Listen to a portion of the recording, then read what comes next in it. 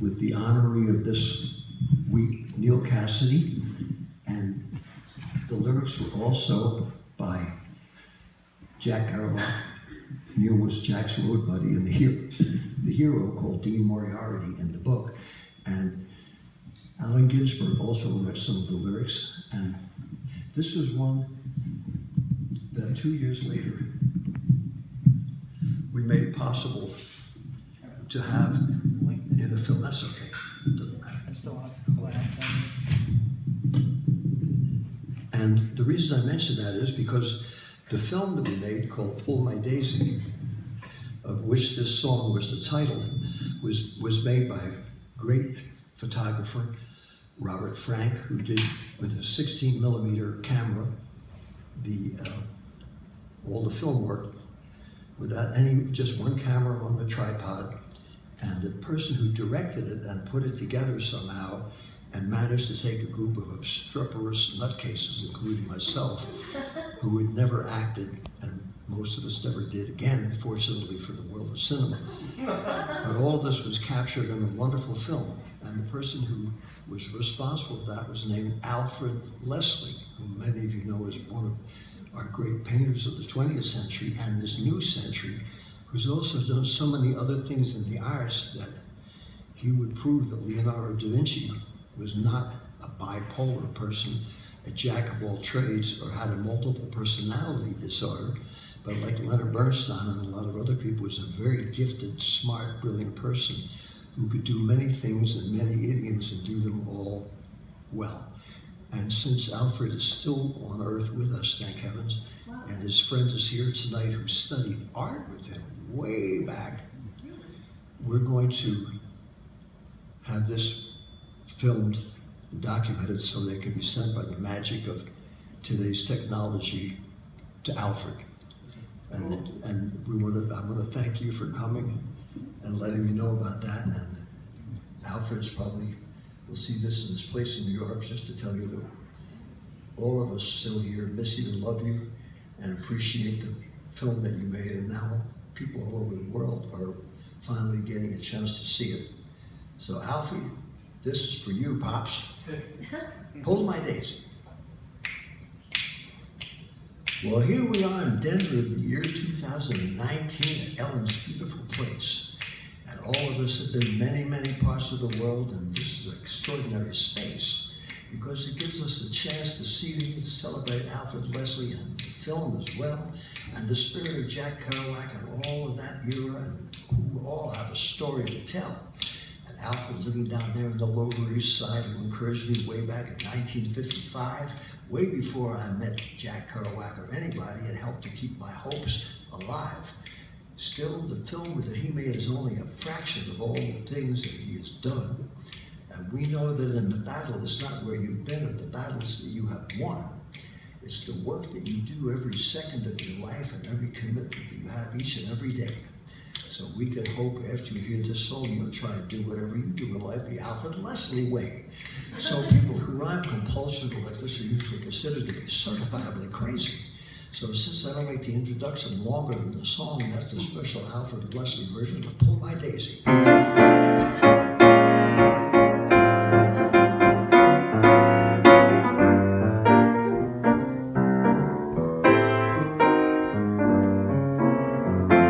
my daisy, tip my cup, all my doors are open. Hop my heart for coconuts, all my eggs are broken. Heart my heart, song, heart my light. Sorrow's hold me steady. Hit my angel, heart my light. Lay it on the needy. Heart my heart, song, heart my light. Sorrow's hold me steady. Hit my angel, heart my light. Lay it on the needy. Well, if Jack and Neil and Alan were here tonight, they would be singing along too. Because we were judged back then by the spirit that you had and never asked, what do you do? It was a different type of scene, don't you know? It's the way things have gradually come to go. And here in the year 2019, Pull My Daisy has a new meaning for everyone, you know what I mean? So Alfred, I hope you enjoy this version of the song, and I'll try to make it not too long.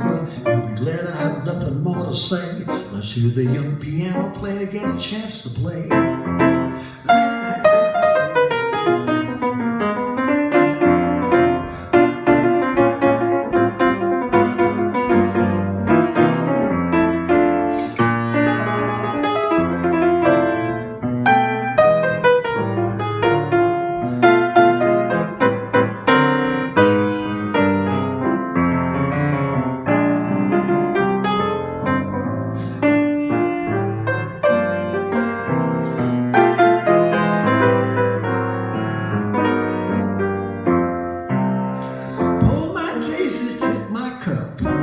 All my doors are open.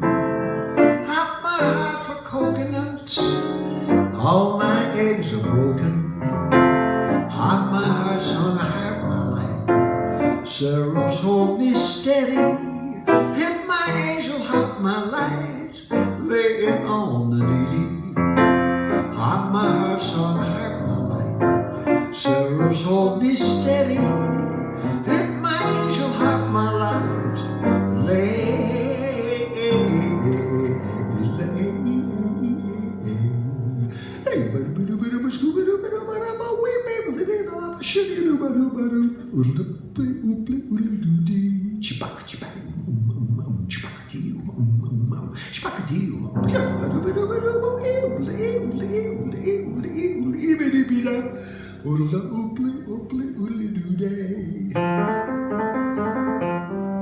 That's the way they used to sing way down on the Bowery when Alfred and I met a long, long time ago, and even though it's been upgraded and real estate firms have moved in, it's still got that same old spirit today.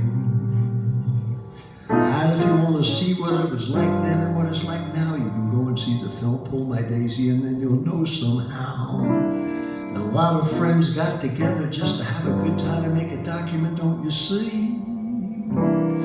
Which celebrated not only disciplined artists, but also the spirit of spontaneity. And Jack learned all of that after he left Lowell, Massachusetts, but he didn't even speak English till he was 6 years old. And being a good Quebecois boy, always did what his father said he should do and be told. So his father, Leo, said to him en français, mon cher fils Jacques, si tu veux rester ici toute la vie, tu seras obligé pour ta mère à travailler toute la vie dans un factory. For those of you who need a simultaneous translation, now please drive slowly when you live here and don't hit any ice on your way back to your home, because it's still below freezing, don't you see?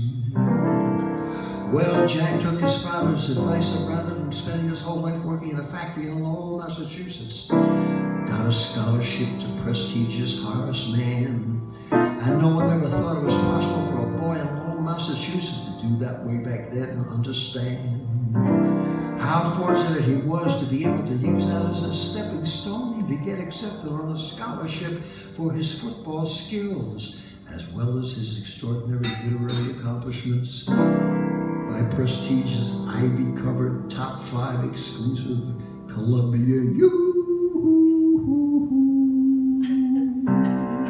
And the third week at football practice, he broke his leg, and his athletic career was through.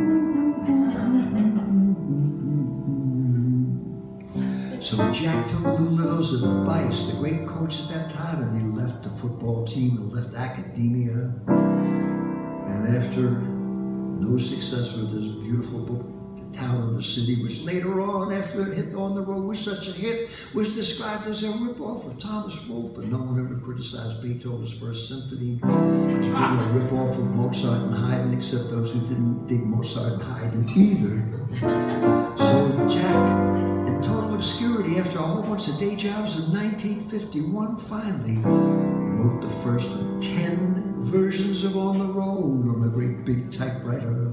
And now all these years later, after 6 years of waiting, he finally came back to 5 Spot, the place that Alfred and everyone used to go. And When he said my road book, he didn't call it On the Road. By that time, he was already writing other books that he liked even more. Is finally going to be published and come out in September of 1957. And I hope I'm still alive when I come back from Tangiers. And if I am, it'll be like being in heaven. And sure enough, Joyce Johnson sent by Western Union $50 so Jack could come from his little tiny place in College Park, Orlando, where he lived in one room with his mother with no air conditioning, just about fried to death, and finished the book, and finally thought he'd take a bus up to visit Joyce and see maybe if some college radio station would interview him in case they dug the book. And sure enough, the third string critic, bless his heart, decided that he really wanted to do his part.